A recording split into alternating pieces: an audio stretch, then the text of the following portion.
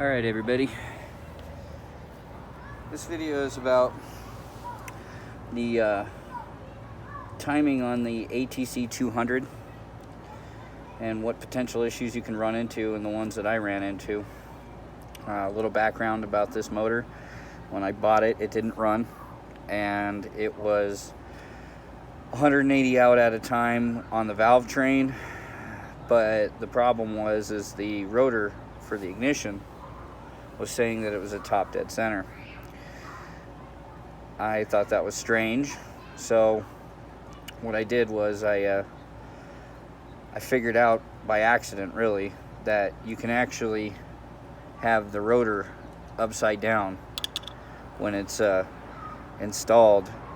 Basically, this thing splits into two pieces once it's out of the advanced mechanism, and I'm going to show you the signs of this, and if you're running into this might be an issue why your motor's not running. Now, caveat to that is these are interference engines, and I was hoping for the best. I actually got it running with the new carburetor that I'll show you here in a second. However, there's a lot of blowback coming through the intake, which is telling me that the intake valve is not seating properly, and more than likely is bent.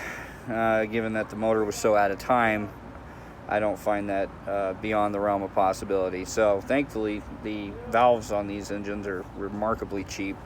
I got a full set with seats and new springs and retainers, all that good stuff, and stem seals for right around 40 bucks on eBay. It should be here in a week or so. So gives me an excuse to pull the whole thing down and basically pull it out of the frame, get the frame all nice and clean. I'll be doing a video on how to fix these ATC plastics the best you can, because they're pretty hard to find, and the ones that are still in existence are also beat up and very, very expensive.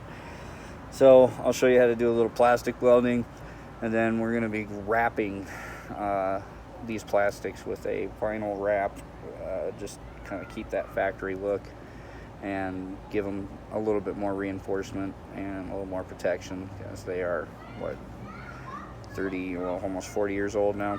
So anyways, enough jibber jabbering. So as you see here, that is our ignition rotor. Let's get this off here. I already loosened this up.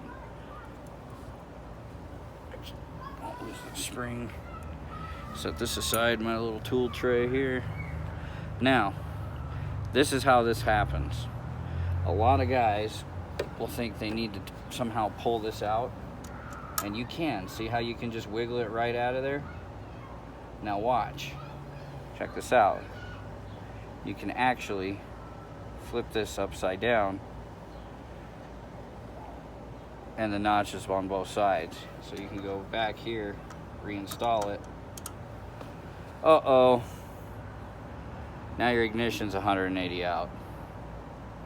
It's a real easy thing to do, and it took me forever to figure out what the hell was going on. But that's your problem, folks. And just to prove what I'm talking about here, let's go ahead and get this zipped off here and get I can show you what I'm talking about, because your cam timing will be right on the money.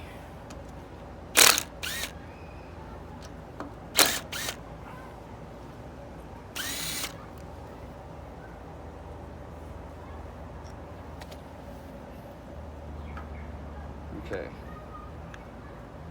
so you see, set this aside right here. There's the mark there, there's the mark there. I'll take you over here. I don't know if you can see this. See the mark in there? Let's see if I can get a better shot of it. I don't think so. No.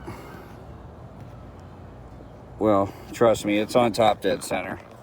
Maybe flip it around. It's hard to see, it's not focusing. But I'm on top dead center here as well.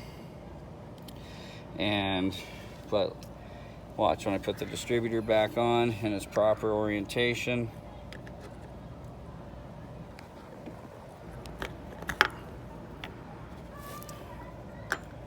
As you can see,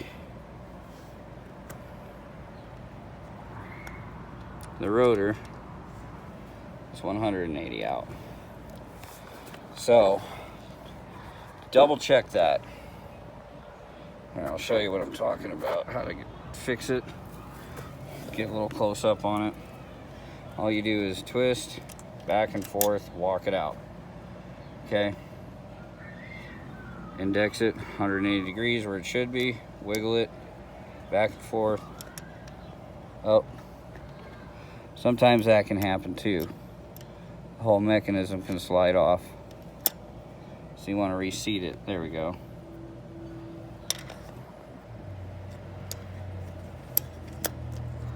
Boom. That's how you fix that. So now we're back in the proper orientation. This will drive you insane, and it's only because somebody had it apart, wasn't paying attention when they put it back together. Now, admittedly, this took me a little bit to figure out. Just because I was unaware that this could go in two different directions, which it absolutely can. So you got to be very careful, because this mechanical advance splits apart in two different mechanisms, and it's very, very easy to get them 180 out. But that's if you're running into your problem. Hopefully this helped you. I know it was a absolute nightmare for me. Now that is done, and showed you that, I'm not too concerned about getting her all cinched up, because as mentioned earlier in the video, my intake valve or exhaust or both are bent, and I'm getting gases going the wrong direction here. And the fact that it even runs is pretty damn incredible, and a testament to these motors and what they're capable of. So little background, I've got this thing for 250 bucks, which isn't bad. And as you can see, it needs a lot of help with the plastics. The tank is actually doesn't leak, which is pretty damn amazing. And then had to replace the recoil starter rope several times. Did a video on it, but I didn't want to leave it up because the line test that I was using didn't hold up to this. So I used paracord. Stuff's very cheap, 1,190 pound test, so it's more than capable of doing the job that I'm asking it to. And yeah, got this new carburetor. Honestly, 24 bucks on Amazon. Typically I don't trust these Chinese carbs, but I tore it down just to make sure it had everything that the original carburetor did, and it did, and then some. This barrel and the venturi in this thing is slightly larger than the factory one, so it's basically a larger carburetor, which I'm not going to complain about. It's going to make it run a lot better. But yeah, it wouldn't even run before, so I had no idea just how much. I could kind of tell that there was some back pressure issues and, you know, backflow. I mean, you know, I kind of thought there was, but couldn't get it running good enough to actually verify. So with the new carburetor, it fired right up. It runs like dog shit. And when you put your hand back here on the intake, you can feel all kinds of air going backwards, which is not supposed to happen. So a couple other updates. I got got the new levers in, also a Chinese replacement, so I'm gonna have to do some customizing to get that bearing to line up right and all that good stuff. And now I got this light bar, which is pretty neat. I don't have it mounted yet, just kind of throwing it up there, see what it looks like. But should put out quite a bit, as the factory light is missing. I'm gonna put 2 spot lamps here and just make this thing bright as the sun in the front, because it's LEDs. I do have the tail light for it, which is cool. All things considered, not too bad. It's definitely gonna need exhaust work. That exhaust is just rotted right out. I don't know if you can see that. Yeah, see all that? That's just horrible. So the header pipe seems to be okay. I think I'm just gonna have to do a different situation here with the muffler, which is fine. There's plenty of things, universal ones that'll fit, I'm sure. Got a buddy that owns Blue Planet scooters down in Salt Lake.